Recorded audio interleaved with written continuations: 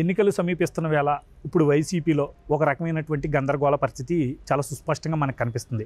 కారణం ఏంటని మనం చూసుకున్నప్పుడు ఈ యొక్క సీట్లు సర్దుబాట్ల వ్యవహారంలో జగన్మోహన్ రెడ్డి గారి వైఖరి 30 మందిని ఇప్పుడు దాకా మార్చారు, ఇంకో 30 మందిని మారుస్తున్నట్టుగా సమాచారం అందుతుంది.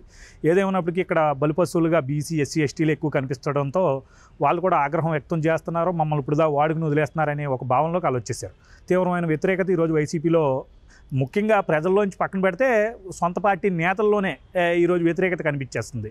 మరో పక్క నుండి చంద్రబాబు నాయుడు గారు చాప కింద నీరులాగా సమావేశాలు నిర్వహించుకుంటూ రా కదిలరా అంటూ ఈరోజు నియోజకవర్గాల వారిగా ఆయన పర్యటనలో కొనసాగిస్తూ ముందుకు సాగుతున్నారు. మధ్య మధ్యలో ఒక హఠాత్ పరిణామంలాగా కొన్ని నిర్ణయాలు కేసీఆర్ నాని గారు లాంటి వ్యక్తుల్ని బయటికి తీసేయడం, ఇంకొకరికి అక్కడ ఉన్న పొజిషన్ మార్చేయడం లాంటివి బోల్డ్ డిసిషన్స్ కూడా తీసుకుంటూ విజయోత్సాహంతో టీడీపీ ముందుకు కనిపిస్తుంది. ఎలా చూడాలి ఇప్పుడు రానున్న రోజుల్లో ఎలా ఉండబోతున్నాయి రాష్ట్ర రాజకీయ పరిస్థితులు? మీ అభిప్రాయం ఏంటి? ప్రధాన పక్షాలైన టీడీపీ, వైసీపీ, అలాగే జనసేన టీడీపీ కూటమి ఉన్నారు. జనసేన టీడీపీ కూటమిలో ప్రజల యాక్సెప్టెన్స్ ఉంది, వాళ్ళ కార్యకర్తలదే ప్రజల యాక్సెప్టెన్స్ కూడా వచ్చేసింది. కాబట్టి వాళ్ళు ఎక్కడ ఏ సభలో సమావేశాలు పెట్టినా కానీ జనాలు పిలవమంటే వచ్చేస్తున్నారు. చంద్రబాబు నాయుడు గారు 25 పార్లమెంట్ నియోజకవర్గాలకు సంబంధించి సభలో సమావేశాలు రా కదలిరా అన్న, అంటే తెలుగుదేశం పార్టీ ఆవిర్భావం అప్పుడు ఎన్టీ రామారావు గారు తెలుగుదేశం పిలుస్తుంది రా కదలిరా అని చెప్పేసి ఒక నినాదం అనిపిస్తున్నారు. రామారావు గారు 83లో సేమ్ అదే అంటే 4 దశాబ్దాల తర్వాత మళ్ళీ అదే నినాదంతో చంద్రబాబు నాయుడు గారు సభలో సమావేశాలు నిర్వహిస్తున్నారు. జనాల స్పందన ఆనాడు ఎలా ఉంది, ఇప్పుడు అలా ఉంది. అంటే అప్పుడు ఒక రకమైన స్పందన, అంటే అప్పటికి ఏకఛత్రాధిపత్యం కింద కాంగ్రెస్ మోనోపోలి, కాంగ్రెస్ తప్ప వేరే పార్టీ ఉండేది కాదు. అంటే ఒకవేళ దెబ్బలాడుకున్నా కానీ అందులో వాళ్ళు దెబ్బలాడుకునేవారు కాంగ్రెస్ వాళ్ళు.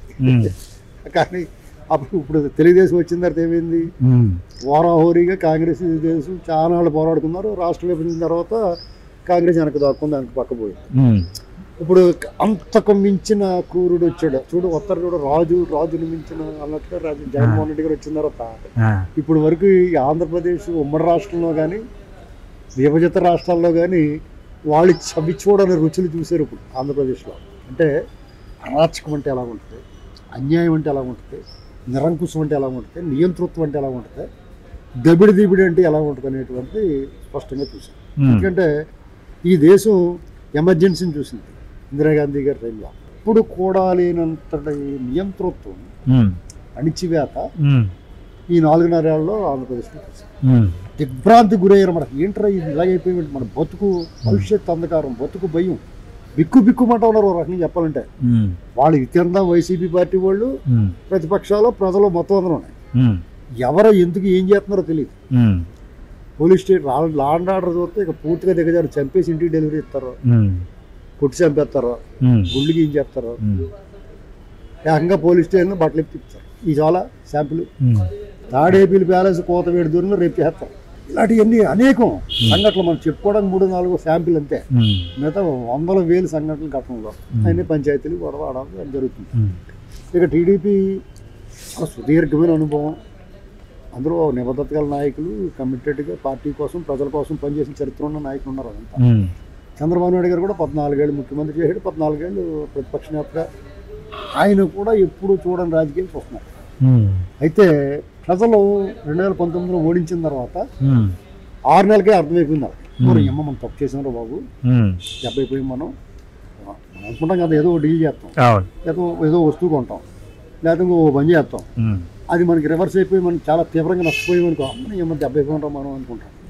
దాన్ని సరిదిద్దుకోవడానికి ప్రయత్నం చేస్తాం. అదే పనిలో ఆంధ్రప్రదేశ్లో ప్రజలు ఉన్నారు. కాబట్టి చంద్రబాబు నాయుడు గారు కూడా సరైన సమయం చూసుకుని ఆయన అరెస్టు ఈ కార్యక్రమం నుండి జరిగిన తర్వాత ఆయన తన రాజకీయ జీవితంలో ఏనాడు ఎదుర్కొని ఘటనలు ఎదుర్కొన్నాడు ఆయన. తర్వాత రెట్టించిన ఉత్సాహంతో ఆయన ఇప్పుడు కూటమి వచ్చిన తర్వాత ఉమ్మడి కార్యాచరణ మొదలైన తర్వాత సభలో సమావేశాలు పెడుతుంటే ఆయన ప్రసంగం శైలి కూడా మారిపోయింది. అంటే ఇది వరకు ఒకప్పుడు చంద్రబాబు నాయుడు గారు మాట్లాడతాను బాబోయ్ అనుకునేవారు, అంటే ఎక్కువసేపు మాట్లాడేస్తారు. చాలామంది ఆయన అలా మాట్లాడుతున్నప్పుడు గమనించాల్సింది ఏంటంటే, చంద్రబాబు నాయుడు గారు 45 నిమిషాల నుంచి 1.5 వరకు కూడా ప్రసంగించిన సందర్భాలు గతంలో.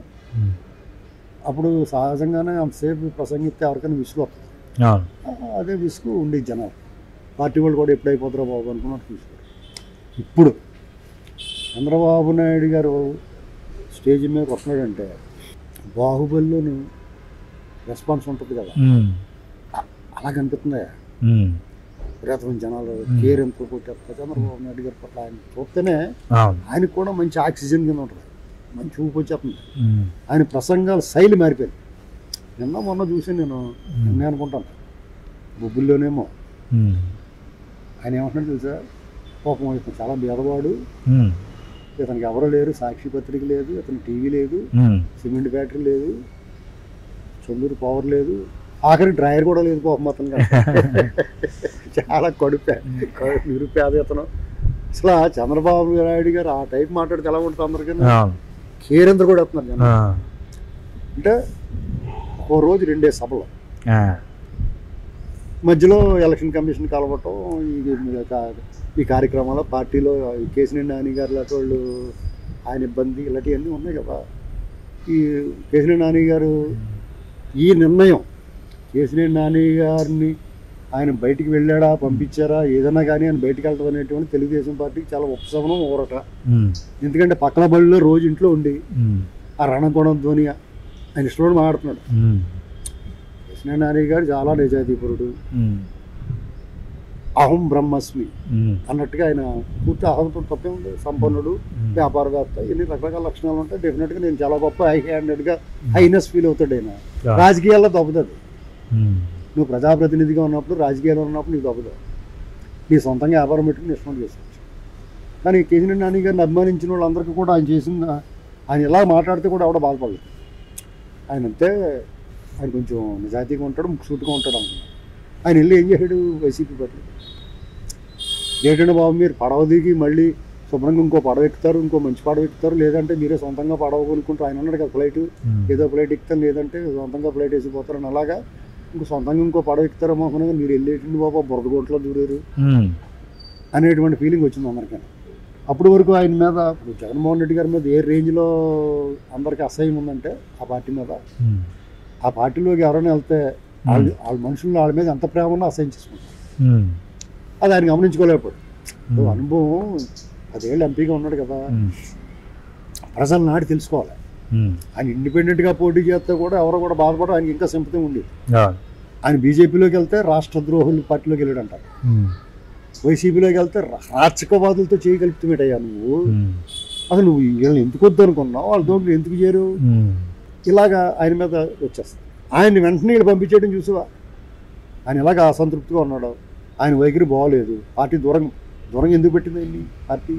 2019 నుంచి ఆయన విధానం అలాగే ఉంది. బయట సంభాషణ కూడా ఇష్టంగా మాడుతున్నారు అధినేతను. ఇలాంటివన్నీ వాళ్ళు సహించలేరు కదా, ఎవడో ఒకటి చెప్తాడు కదా పోయి, పైగా వాళ్ళకి కూడా తెలుస్తూ ఉంటుంది ఏం జరుగుతుందో. దానికైనా ఇంకా ఆయనకి ఆ రకంగా నిష్క్రమణ జరిగింది, ఓ రకంగా రిలాక్స్ అయిపోయింది పార్టీ. అంటే ఒక టైం అయ్యా, నీకు కాలం కలిసి వస్తే నడిచి వచ్చే కొడుకు పుడతాడు అంటారు కదా. ఇలా రాజకీయ పార్టీలకి టైం కలిసి వచ్చిందనుకో, వాళ్ళకి అడ్డం ఉన్న వాళ్ళందరూ అలా తొలగిపోతూ ఉంటారు, వాతావరణం వాళ్ళకి అనుకూలంగా మారిపోతూ ఉంటుంది. పవన్ కళ్యాణ్ గారు చూడు, నేను మీతో పొత్తులు ఉంటానని ఆయనే చెప్పేసి వీళ్ళేం బతిమాలకున్నాను అంటే, బతిమాలుకున్నారో లోపల ఏం జరిగిందో తెలియదు. ప్రజలకు చూడటానికి ఏమైంది, ఆయన చంద్రబాబు నాయుడు గారు ఇబ్బందుల్లో ఉన్నప్పుడు వచ్చాడు అని ఆయనకి క్రెడిట్ వచ్చింది. టీడీపీ వాళ్ళు కూడా ఎక్కువ బతిమాలకుండా వచ్చి మనకి కలిసేటరా బాబు అని ఈయనకి ఇద్దరికే మేలు జరిగింది, ఉభయతారకం అన్నమాట. అలాగా అదొకటి సెట్ అయిపోయింది. పెద్ద వాదనలు, ప్రతివాదనలు, చర్చలు, సమావేశాలు ఏం లేకుండా దొడేయమంటే జెండా ఎగరేస్తున్నారు వాళ్ళు. రేపు అధికారంలో రావటం అనేటువంటి లాంఛనమే వాళ్ళు గెలిచేసినట్టు ఆల్రెడీ. అంటే ఇది నేను చాలా ఆత్మవిశ్వాసం ఓవర్ కాదు. రాష్ట్రంలో పరిస్థితి చాలా మంది సర్వేలు అంటున్నారు, సర్వేలు ఏం అవసరం లేదు. ఆంధ్రప్రదేశ్ రాష్ట్రంలో సర్వే అవసరం లేదు రేపు ఎన్నికలకి. అక్కడ ఉన్నది ఏంటి పరిస్థితి, చాలా మంది అబ్బాయి ఆయన బట్టలు నొక్కుతున్నాడు, కొంతమంది ఏంటి చాలా మంది వేస్తారు. ఇప్పుడు గత ఎన్నికల్లో 1,53,00,000 ఓట్లు వచ్చినాయి, 50 లక్షల మంది వేస్తారు ఓట్లు. ఆయన 50 లక్షల మంది చెప్తారు మాకు ఆయనే కావాలని. మరి 1,00,00,000 మంది దోలు తీరిపోయిన వాళ్ళు అందరూ ఉంటారు కదా, వాళ్ళు తలకేపి సర్దుకుంటారు. 1,23,00,000 వచ్చిన టీడీపీకి 30 లక్షల ఓట్లు వస్తాయి చాలు. ఎందుకంటే ఈ దెబ్బలు తిని ఈ సీట్లు పోయిన వాళ్ళందరూ కూడా చంద్రబాబు చూస్తున్నారు.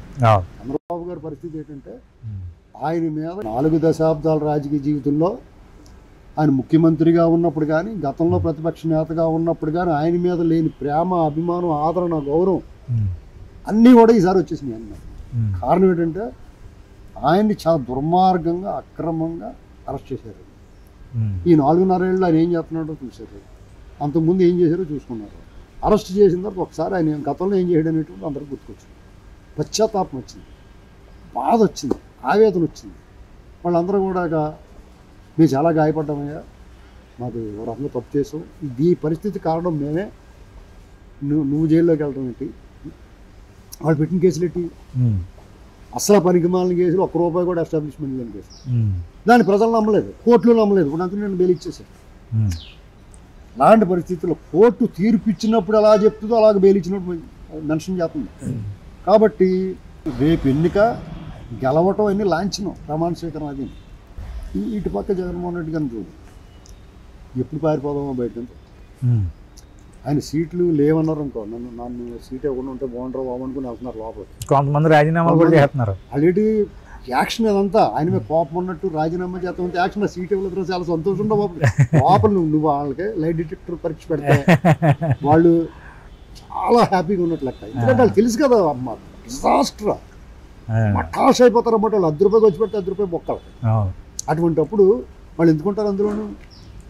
ఇప్పుడు వాళ్ళు ఏదో పోటీ పడుతున్నట్టు యాక్ట్ చేస్తున్నారు అతను ముందు, నా టికెట్ కావాలి, నా టికెట్ కావాలని. టికెట్ లేదంటే కూడా వాళ్ళు ఇటు పక్క చూసుకుంటారు.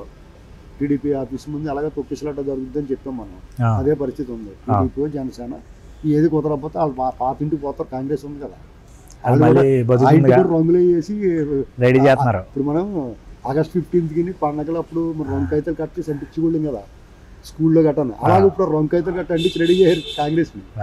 అందులో పోతారు పొలవమంటాను. ఇంకా జగన్మోహన్ రెడ్డి గారు రేపు ఎలక్షన్ తర్వాత ఆ పార్టీ ఉంటాయి. జగన్మోహన్ రెడ్డి అనేటువంటి వాడు జైల్లో ఉంటాడు, అంతే, బయట ఉండదు.